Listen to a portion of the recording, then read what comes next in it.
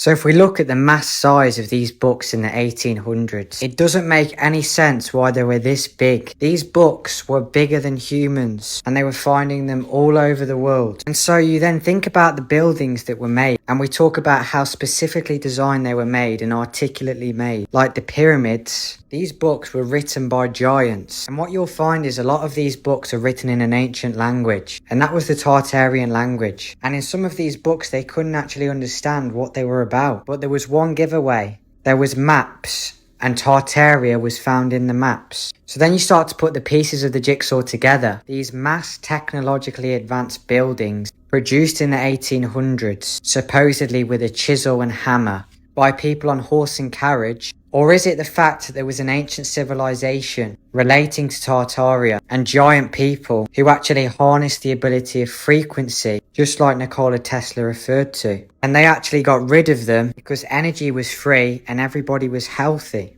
And so then they would not be able to profit off of that.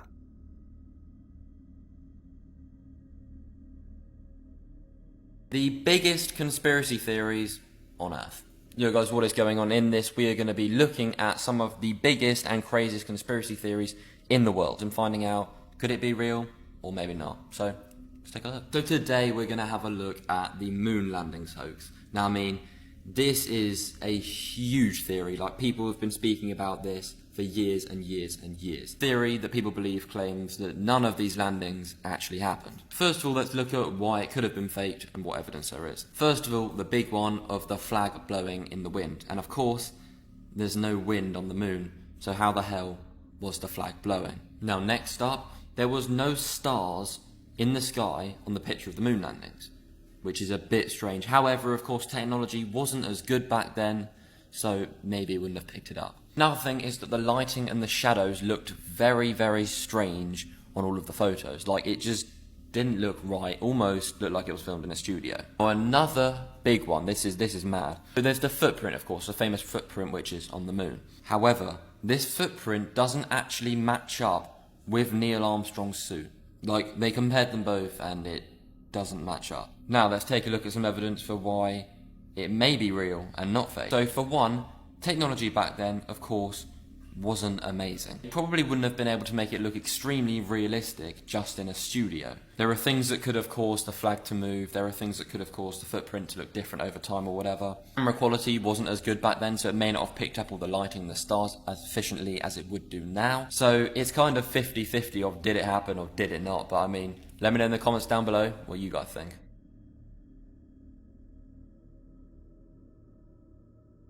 You ever been down the Paramount rabbit hole? Yeah, watch these 22 stars go and hover over the waters and then congregate over the Paramount. Para means what? Means breath. Breath means what? Well, breath means spirit, and it hovered over the waters in Genesis. So we have, count them, 22 stars, Paramount, paranormal mountain. What could be the paranormal mountain? Well, I'll tell you what, it's Mount Hermon. What's crazy is in the book of Enoch, 200 angels fell on Mount Hermon and congregated, and there was 22 leaders that were named. Enoch chapter 6, and you can pause and read, but 200 angels, 22 of those were named, and these are all the angels that fell down and congregated at Mount Hermon to talk about how they were going to basically take over the world with unrighteousness. I'm not going to leave you guys hanging. I'll give you the opportunity to pause and read all of this, because in Enoch chapter 6 through 10, there's some interesting things that I personally feel like speak to what's going on right now. And when it comes to stars, Revelation 9 talks about a star fell from heaven and he was given the key to the bottomless pit. And Revelation 9:11 talks about Apollyon. Mount Hermon means the mountain of the chief. What chief? Could it be that chief star that looked like lightning falling from heaven? Hey, Yeshua saw it. It's so funny that stars, falling stars, are referred to as angels and angels referred to as stars. And you got this Paramount with 22 of these named stars, and the name Hermon meaning devoted to destruction. And in German, it means soldier. So this is the mountain of the chief, where 22 soldiers met to talk about destruction. And it's so weird that celebrities are called stars. And there's the Hollywood Walk of Fame with all of these stars that are named. I'm wondering if these fallen angels have inhabited bodies and taken over to bring more destruction to the earth. Because it seems that Hollywood and the music industry, they all promote unrighteousness and ungodliness, and it's like they're trying to spread it across the world. And if this Paramount is paying homage to this situation that happened in the Book of Enoch, well, then that would have to mean that they know exactly what they are doing, and they're doing it on purpose. This is just the tip of the iceberg, because every 22 of these leader angels that are named, their names have meanings. They lead the 200 fallen angels that bring unrighteousness to the world. All the evil, the freaking magic, and all this crazy stuff that's going on. Superb owl rituals and all this creepy Masonic ritual. Oh, did you know that Mount Hermon is actually on the 33-degree north longitude? 33. Oh, and 1/3 of the angels fell with Lucifer, and 1/3 out of 100% just so happens to be 33.33%. This is just to get you started. Start going down this rabbit hole. Find out for yourself. Look, they know what they're doing. They're paying homage to these fallen angels because, hey, they might just be the fallen angels. So next time you see a falling star, don't wish upon it.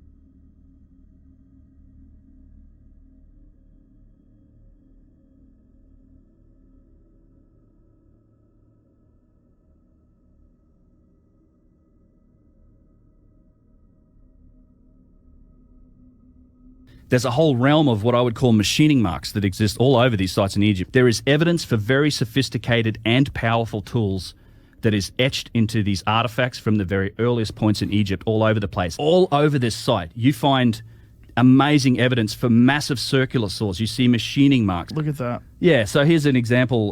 It's 100% an indicator of some form of technology that's far away beyond the primitive stuff that we attribute to the dynastic Egyptians. And I don't think the dynastic Egyptians, they don't describe having this type of capability. We've never found any tools from them that can do this type of thing. It took our civilization up to the industrial age to even be able to put some of this stuff into context. You don't have the context to explain it. So we had to get to the industrial age and develop sort of mass manufacture and engineering for us to even recognize what we're seeing here. Wow. Here, what we see here is a continuous spiral groove of at least 2 points. So it's a twin spiral that runs down the length of the core. Now, from that and analyzing that, you can determine a few things. Or how quickly was this drill penetrating the granite? Well, it's about a 1 in 60 rate. So for each, say, 60 inches of horizontal travel, it's going 1 inch into the stone. That figure is 500 times greater than we can achieve today in terms of how fast it penetrates the granite. 500 times greater.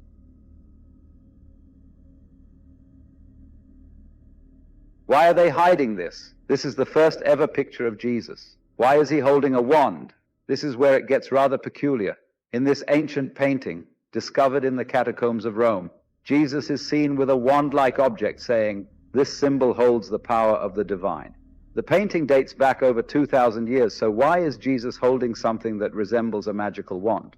This is where things take a turn. Recent research suggests that this wand-like object wasn't just a symbol of divinity, but a tool of advanced technology passed down from an ancient civilization. Some researchers believe that this object represents a connection to the lost technologies from a highly advanced civilization that existed long before our mainstream timeline. Ancient texts and artifacts from various cultures depict similar wand-like tools used for healing, energy manipulation, and communication with higher realms. However, once these connections were suspected, the true story was buried to maintain the conventional narrative of history and religion.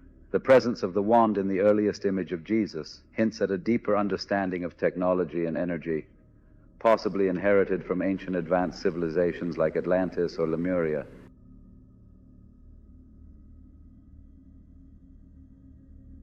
They've been hiding this from you.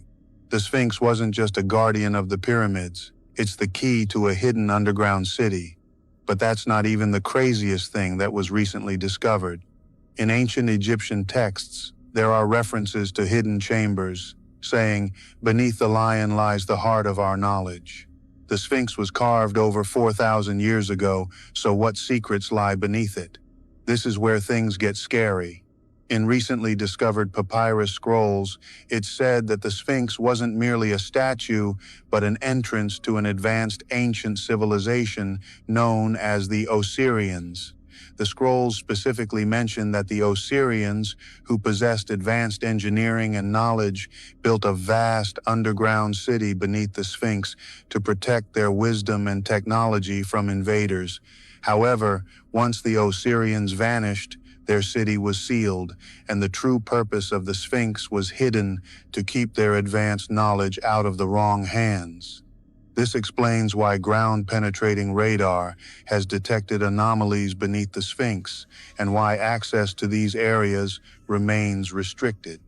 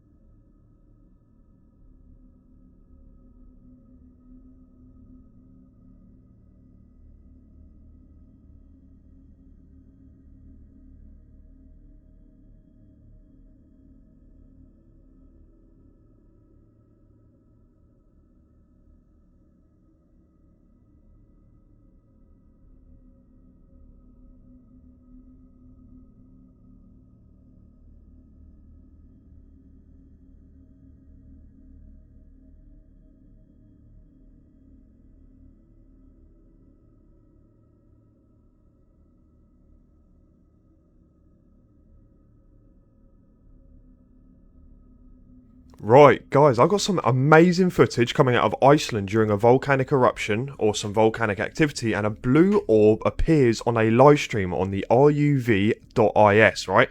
Absolutely amazing. And we're going to zoom in here, and it kind of looks like the plasma phenomena that we're quite familiar with now, that we see during like earthquakes, volcanic eruptions, tsunamis, things of where there's lots of energy being emitted, storms as well. But one thing piques my interest on this live stream, once we've been watching through it as well, blue orbs appear above the top left corner as well, and they come to move in as the live stream progresses as well.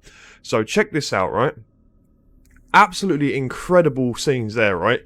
And then to the left hand side we have these strange blue orbs starting to float in, which is quite perplexing. Like, it doesn't really kind of suggest what this is. It's not a drone, it's nothing of that nature. This stuff is just here, right? And this is not the first time that we've witnessed potential strange UAP activity going in and hovering around these volcanic eruptions and areas where there's lots of energy being emitted. Theoretically, whether this is something that they're using to kind of harness energy from, because it's kind of like moss to a flame. These things get attracted to these areas and need energy from whatever, for whatever reason. Could be a perfect example here, man. I mean, look at this. It's absolutely beautiful. Look at that. And they're just glowing up and dimming down, kind of like the blue orb was on the side of the rock face over there where all the magma was flying out. Unreal, man. You guys let me know what you think. This is absolutely amazing.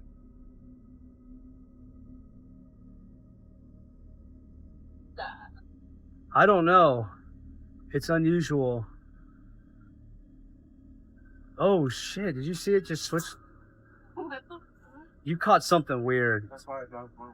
You caught one. Shut up. It's still happening. It's still happening. What is happening right now? I don't know. I don't know. I got it right there, right there. Wait. 2 of them so far. What the fuck? 1, 2. Oh my god, it's moving around. I don't. That's so weird because I can't see it with my eyeball. Whoa. What the? Dude. Bro. Oh my god, bro. Saw something shoot up. I saw something shoot up towards the flame flash.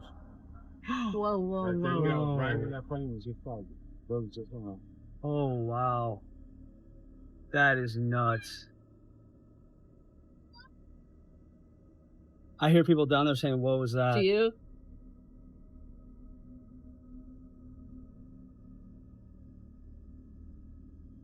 Dude, they just launched a missile at us. What is They just that? launched a missile. I can't even see it. Dude, her huge bird What behind. is that? Can you zoom in on it? I'm trying. It won't do anything. Dude, is that a plane on fire? What's going on, Bobby? How am I supposed to know? You gotta zoom in. It won't zoom in. Oh, it's fading now. What the heck is that? Dude, now it's blue and red. It looked like a shooting star. Now it just went back to a normal star. No, it's something weird sitting up there. It's gone. Oh my god, what was that?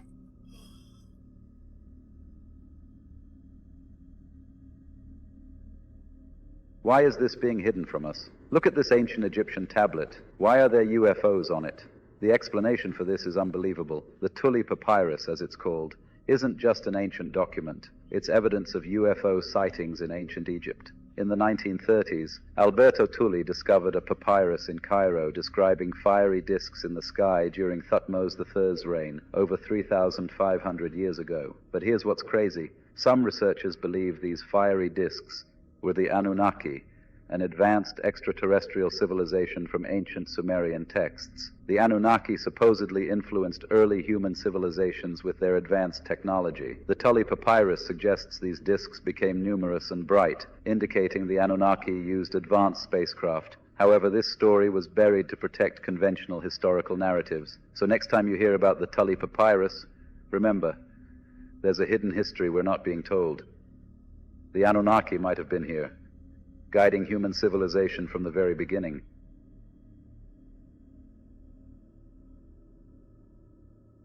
Oh, I got myself a leader. I'm not a cheerleader.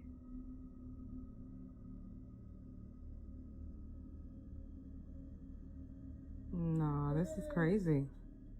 I don't know what is going on today, but what is this? Not the only one seeing this, is it?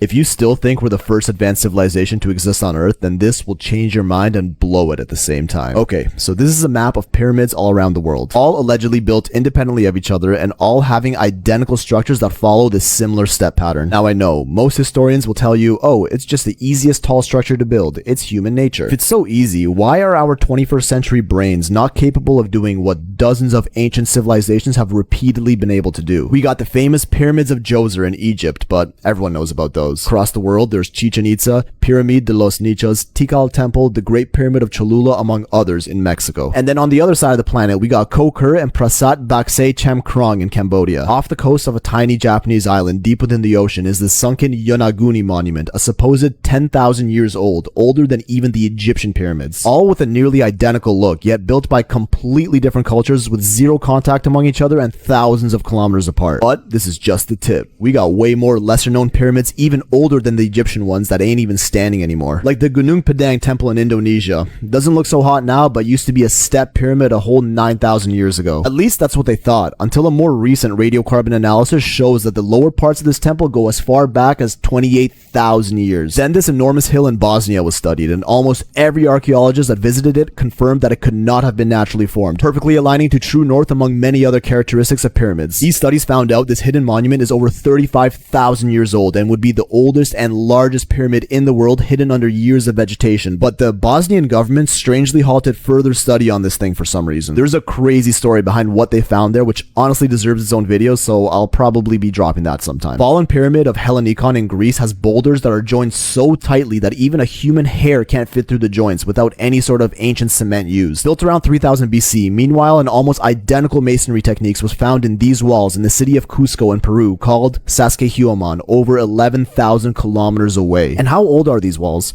Mainstream history will tell you they were built around the 15th century, but researchers recently uncovered a writing system built directly within the blocks of these walls that's well over 30,000 years old. Again, a topic that deserves its own video coming soon. This exact method is also found on a site called Ahuvanapu on the remote Easter Island, older than even their legendary Moai heads, as well as Khafre's Valley Temple in Egypt. How did our ancient ancestors figure out these identical building techniques completely independent of each other when we still have no idea how they did it to this day? Now we get to the Ellsworth Mountains in Antarctica. Okay, get your tinfoil hats ready for this one, because this satellite footage from 2016 shows what could be a pyramid buried in the South Pole. This map from 1513 by sailor Piri Reis shows a perfectly accurate coastline of Antarctica, even though it wasn't officially discovered 300 years later in 1820. What's weird is this map connects South America to Antarctica, which it could very well be that over 10,000 years ago these two continents were connected by a sheet of ice. Researchers claim this map was sourced from an even more ancient document that survived from the Library of Alexandria in Egypt, which was destroyed by the Romans. What if the builders of Giza left this map as directions as to where else they put pyramids around the world? And the pyramids are just the start. Take a look at these ancient artifacts from Bolivia, Turkey, Indonesia, and Easter Island. 4 completely separate corners of the world, all with identical carvings and artistic styles used, and again,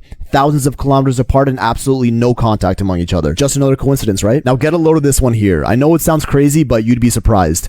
Ancient lasers, or at least some form of precision cutting technology that is on par with our modern drilling methods. From these perfectly cut stone patterns in Pumpampunku, Bolivia, to the unfinished obelisk at Aswan and the boxes at the Serapeum of Saqqara in Egypt, made of granite, one of the hardest materials ever, with insane accuracy only achievable with today's technology. The Al Nasla rock in Saudi Arabia literally looks like a giant laser beam just cut right through it. Meanwhile, the Kailash temple in India, which was somehow cut into a cliffside with perfectly symmetrical hallways carved with copy-paste level precision. Not to mention the perfect doorways carved into Barabar caves thousands of years earlier. And these star holes found in Flint Quarry, Massachusetts, and even all the way in Norway, all indicating some sort of highly advanced drilling or precision laser technology used. The incredible list of similarities among these ancient cultures tells us that they all clearly had some sort of external influence that guided them, which they actually recorded proof of directly into their stone tablets, wall carvings, and hieroglyphics. Alright, that might be enough for now. I think I'll save that for another video, so keep an eye out for that one if I don't disappear before then.